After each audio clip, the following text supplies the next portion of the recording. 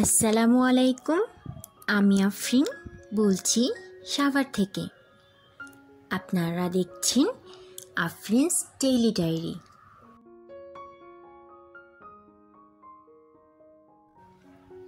কাছে দূরে, দেশ এবং দেশের বাহিরে যে যেখান থেকে আমার ভিডিওটি দেখছেন, আশা করি সবাই ভালো আছেন, সুস্থ আছেন। আলহামদুলিল্লাহ, আল্লাহর অশেষ রহমতে আমিও ভালো আছি। সকালবেলা আপনাদের সাথে চলে এলাম একটি ভিডিও নিয়ে। তো আজকে রবিবার, আমি ঘুম থেকে উঠেই চলে এসেছি কিচেনে। আর আমার প্রতিদিনের নিয়ম এটাই থাকে যে ঘুম থেকে চলে আসতে হয় উঠেই আমাকে কিচেনে, যেহেতু আমার হাজব্যান্ড খেয়ে অফিসে চলে যাবে, তাই সকাল সকাল ওকে রান্নাটা করে দিতে হয়।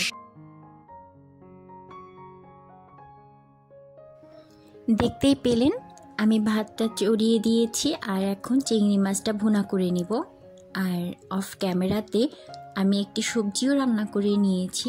আসলে পুরোটা শেয়ার করতে গেলে ভিডিওটা অনেক বড় হয়ে যাবে, আর যেহেতু আমি নতুন এই ভিডিও দিচ্ছি এই চ্যানেলে, তাই আমি চেষ্টা করছি ছোট করেই আপনাদের সাথে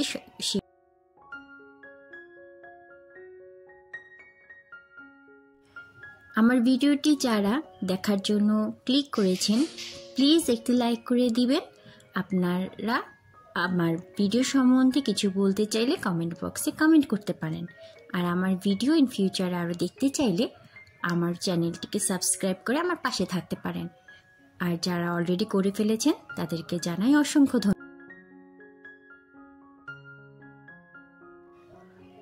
অফ ক্যামেরাতে আমরা সবাই ব্রেকফাস্ট করে নিয়েছি, আর আপনাদের ভাইয়া অফিসে চলে গেছে।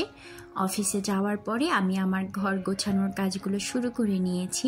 ঠিক 1 ঘন্টা হাতে সময় নিয়ে আমি কিন্তু আমার ঘরের সব কাজ করে নিয়েছি।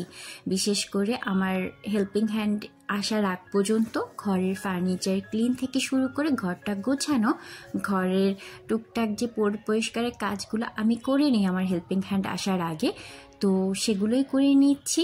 আপনারা যখন কোনো কাজ করবেন তার আগে যদি আপনারা একটু টার্গেট নিয়ে নেন একটা সময়, তাহলে দেখবেন ওই টার্গেটের মধ্যে আপনারা কাজ করে ফেলবেন এবং কাজগুলো অনেক দ্রুতভাবে করে নিতে পারবেন। এই যে দেখছেন, আমি আমার ড্রেসিং টেবিলের গ্লাস ক্লিন করে তারপরে আমার প্লিজ আমার ভিডিওটি কেউ টেনে টেনে বা স্কিপ করে দেখবেন না, দেখতে থাকুন। আশা করি কখনো না কখনো ভালো লেগে যাবে।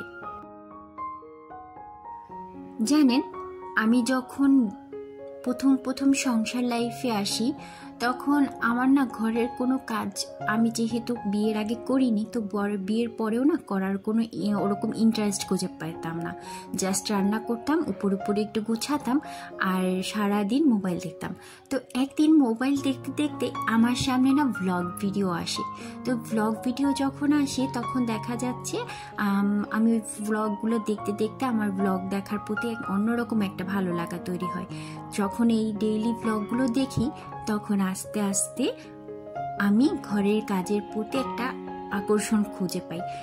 তখন থেকেই কাজ করতে করতে এখন হয়েছে কেমন জানেন, ঘর গোছানো না থাকলে আমার না খুব অস্বস্তি হয়, খুব মেজাজ খিটখিটে হয়ে যায়। এটা কি আমার ভিডিওর এডিটিংয়ে প্লাস আমার কথায় অনেক ভুল হতে পারে, প্লিজ ক্ষমা সুন্দর দৃষ্টিতে দেখবেন। আর আমার ভুলগুলোকে আপনারা একটু আমাকে ধরিয়ে দিতে পারেন। যারা গেল যে ফার্স্ট ভিডিওটা আমি ছেড়েছিলাম, আসলে আমি এই অ্যাপসটা দিয়ে না নতুন করে এডিটিং করছি। আমি আগে ক্যাপকাট দিয়ে এডিটিং করতাম, কিন্তু ক্যাপকাটে না এখন অনেক ঝামেলা হচ্ছে, তাই আমি এই নতুন একটা ভিডিও এডিটার নামিয়েছি। এটাতে আসলে কাজ করে আমি খুব একটা মজা পাচ্ছি না, তবে চেষ্টা করছি যাতে একটু ভালো কিছু আপনাদের সাথে শেয়ার করতে পারি। কারণ ক্যাপকাটে যখনই আমি ভিডিও এডিট করে এক্সপোর্ট করতে যাচ্ছি, তখনই আমার ভিডিও রেজুলেশন না ওরা কমিয়ে দিচ্ছে, যার কারণে আমার ভিডিওটা না দেখতে বেশ ভালো লাগছে না। তাই আমি নতুন একটা এডিটার নামিয়েছি, যেটাতে 1080p মেগাপিক্সেলেই এক্সপোর্ট করা যাচ্ছে। তো তাই আমি এটা দিয়ে একটু চেষ্টা করছি। এই তো আমি আপনাদের সাথে কথা বলতে বলতে ঘরগুলো গুছিয়ে নিয়েছি, এখন ঘরটা ঝাড়ু দিয়ে নিব। যদিও আমার হেল্পিং হ্যান্ড এসে ঘরটা ঝাড়ু দিয়ে মুছে নিবে, তারপরও আমি চেষ্টা করছি আগে থেকে একটু পরিষ্কার করে নিতে। দেখবেন যতই হেল্পিং হ্যান্ড থাকুক না কেন, আমরা যখন নিজেরা ঘরটা পরিষ্কার করি তখন না ঘরটা অন্যরকমভাবে পরিষ্কার হয়ে যায়। বেডরুম দুটো গুছিয়ে আমি এখন ড্রয়িং রুমে চলে এসেছি বা লিভিং রুমে। তো এখানে আমার একটা ছোট সিঙ্গেল খাটের মতো আছে ফ্লোরিংয়ে, ওটার বিছানা চাদরটা সুন্দর করে বিছিয়ে দিলাম। আর সোফাটাও একটু ক্লিন করে আপনাদের সাথে শেয়ার করছি। এই তো ছিল আজকে আমার ভিডিও, আশা করি ভালো।